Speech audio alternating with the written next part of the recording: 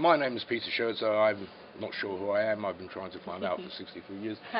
I was a record producer for a record label doing blues music. What would you say, how would you describe your music? At the moment, I would say I've been working on a lot of dubstep tracks, but I'm working on my new album now, which is going to be a lot more R&B, a bit of pop.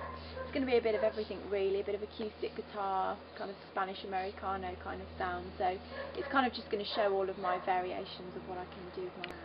But, you know, like, for people of my generation, innit, could you describe what it is dubstep? Dubstep, it's kind of... You get me? Yeah, it's a bit kind of like, if you can imagine drum and bass, it's a bit kind of a bit of a dance beat, a bit of a dirty beat, kind of like urban kind of thing going on. It's very similar to drum and bass, I would say, but you can have a lot of, dubstep pop, that's more with a female vocalist or a vocalist over the top. It's kind of quite pop as well. Okay, and you come from, you sound kind of brummy. Yeah, well, don't apologise.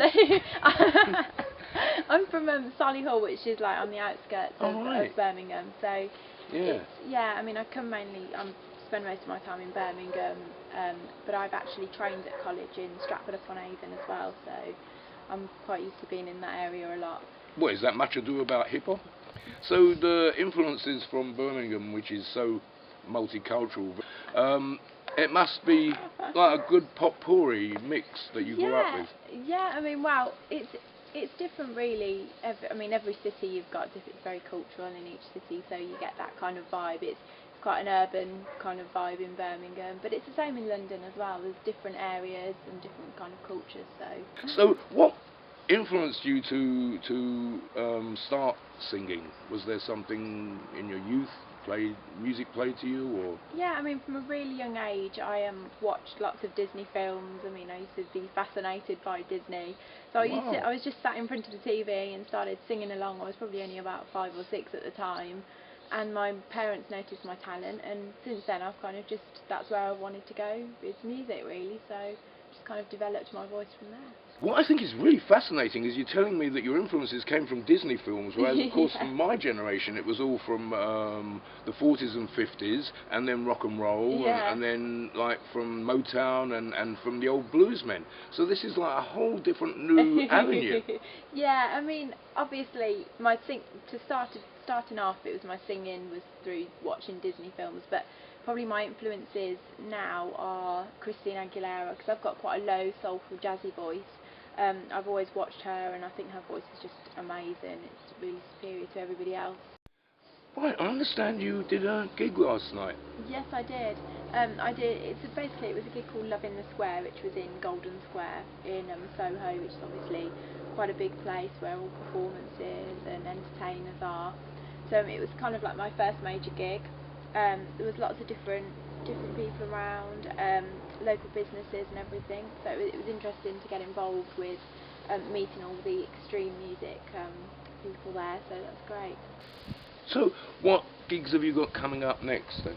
The next 2 gigs I've got coming up, it's DV8, which is a fashion magazine, and that will be at the Juju Bar in Chelsea. So that should be really good, and they're going to kind of do a page on me in their magazine as well, and how my performance went on the evening. And I've also got some other gigs coming up which are yet to be confirmed. I've got one in Hoxton, and I've got another one hopefully at the Abbey Road Studios, which will be for Hype Music, so really excited about those.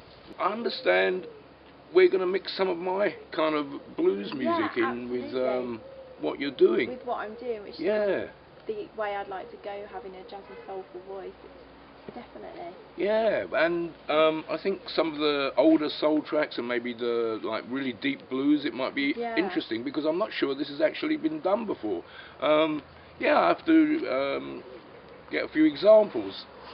Oh, thank you. Very nice of you to come.